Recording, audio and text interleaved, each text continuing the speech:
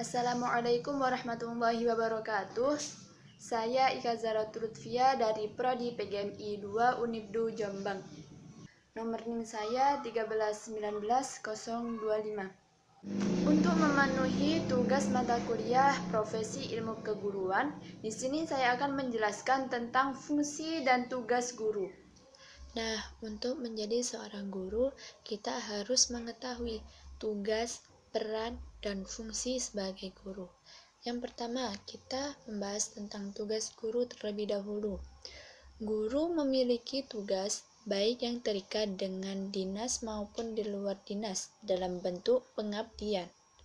Apabila kita kelompokkan, ada 3 jenis tugas guru, yakni yang pertama, tugas dalam bidang profesi, yang kedua, tugas kemanusiaan, dan yang ketiga, tugas dalam bidang kemasyarakatan. Tugas dalam bidang profesi meliputi pendidik, mengajar, dan melatih. Mendidik berarti meneruskan dan mengembangkan nilai-nilai hidup. Mengajar berarti meneruskan dan mengembangkan ilmu pengetahuan dan teknologi, sedangkan melatih berarti mengembangkan keterampilan-keterampilan pada siswa. Selanjutnya yaitu tugas guru dalam bidang kemanusiaan, di mana di sekolah dia harus menjadikan dirinya sebagai orang tua kedua. Dia harus mampu menarik simpati murid sehingga ia menjadi idola para muridnya. Dan yang terakhir, tugas guru dalam bidang kemasyarakatan. Masyarakat menempatkan guru pada tempat yang lebih terhormat di lingkungannya, karena dari seorang guru diharapkan dapat memperoleh ilmu pengetahuan. Ini berarti guru berkewajiban mencerdaskan bangsa menuju Indonesia seutuhnya yang berdasarkan Pancasila.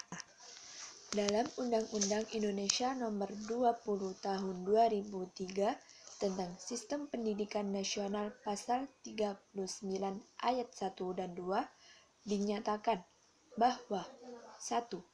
Tenaga pendidikan bertugas melaksanakan administrasi, pengelolaan, pengembangan, pengawasan, dan pelayanan teknis untuk menunjang proses pendidikan pada suatu pendidikan.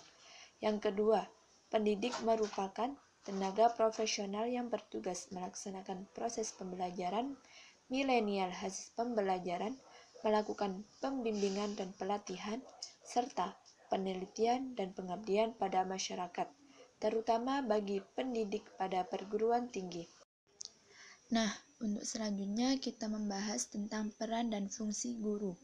Guru memiliki satu kesatuan peran dan fungsi yang tak terpisahkan antara kemampuan mendidik, membimbing, mengajar, dan melatih.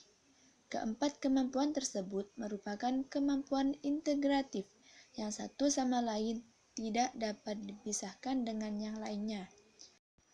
Dari sisi lain, guru sering diceritakan memiliki peran ganda yang dikenal dengan EMAS-LIMDEF atau edukator, manajer, administrator, supervisor, leader, inovator, dinamisator, evaluator, dan fasilitator. EMAS-LIM lebih merupakan peran kepada sekolah, akan tetapi dalam skala mikro di kelas, peran itu juga harus dimiliki oleh para guru. Edukator merupakan peran yang utama dan terutama, khususnya untuk peserta didik pada jenjang pendidikan dasar dan sekolah menengah pertama. Peran ini lebih tampak sebagai teladan bagi peserta didik, sebagai role model, memberikan contoh dalam hal sikap dan perilaku, dan membentuk kepribadian peserta didik. Sebagai manajer, pendidik memiliki peran untuk menegakkan ketentuan dan tata tertib yang telah disepakati bersama di sekolahnya, memberikan arahan atau rambu-rambu ketentuan agar tata tertib di sekolah dapat dilaksanakan dengan sebaik-baiknya oleh warga sekolah.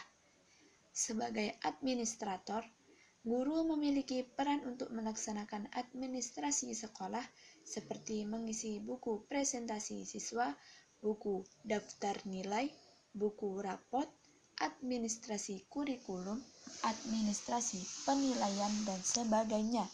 Bahkan secara administrasi, para guru juga sebaiknya memiliki rencana mengajar program semester dan program tahunan. Yang paling penting adalah menyampaikan rapot atau laporan pendidikan kepada orang tua, siswa, dan masyarakat. Selanjutnya, yaitu peran guru sebagai supervisor terkait dengan pemberian bimbingan dan pengawasan kepada peserta didik, memahami permasalahan yang dihadapi peserta didik, menemukan permasalahan yang terkait dengan proses pembelajaran, dan akhirnya memberikan jalan keluar pemecah masalahnya. Selanjutnya, yaitu peran sebagai leader. Bagi seorang guru, lebih tepat dibandingkan dengan peran sebagai manajer, karena manajer bersifat kaku dengan ketentuan yang ada dari aspek penegakan disiplin. Misalnya, guru lebih menekankan disiplin mati. Sementara itu, sebagai leader, guru lebih memberikan kebebasan secara bertanggung jawab kepada peserta didik. Dengan demikian, disiplin yang telah ditegaskan oleh guru dari peran menjadi leader adalah disiplin hidup. Selanjutnya, dalam melaksanakan peran sebagai inovator, seorang guru harus memiliki kemampuan belajar yang cukup tinggi untuk menambah pengetahuan dan keterampilannya. Guru tanpa adanya semangat belajar yang tinggi, mustahil bagi gurunya menghasilkan inovasi-inovasi yang bermanfaat untuk meningkatkan mutu pembelajaran di sekolah. Adapun peran sebagai motivator terkait dengan peran sebagai edukator dan supervisor untuk meningkatkan semangat dan gairah belajar yang tinggi, siswa perlu memiliki motivasi yang tinggi, baik motivasi dari dalam dirinya atau intrinsik maupun dari luar ekstrinsik yang utamanya berasal dari gurunya sendiri. Nah, itu tadi penjelasan tentang tugas dan peran fungsi guru. Semua orang yakin bahwa guru memiliki andil yang sangat besar terhadap keberhasilan pembelajaran di sekolah. Guru sangat berperan dalam membantu perkembangan peserta didik untuk mencapai tujuan hidup secara optimal. Keyakinan ini muncul karena manusia adalah makhluk lemah yang dalam perkembangan senantiasa membutuhkan orang lain sejak lahir bahkan pada saat meninggal.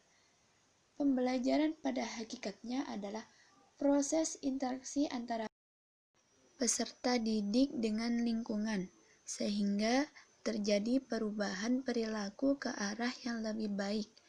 Dalam interaksi tersebut, banyak sekali faktor yang mempengaruhi, baik internal maupun eksternal.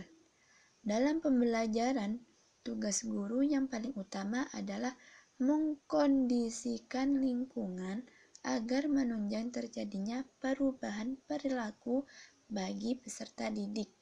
Umumnya, pelaksanaan pembelajaran mencakup 3 hal, yaitu pretest, proses, dan post-test.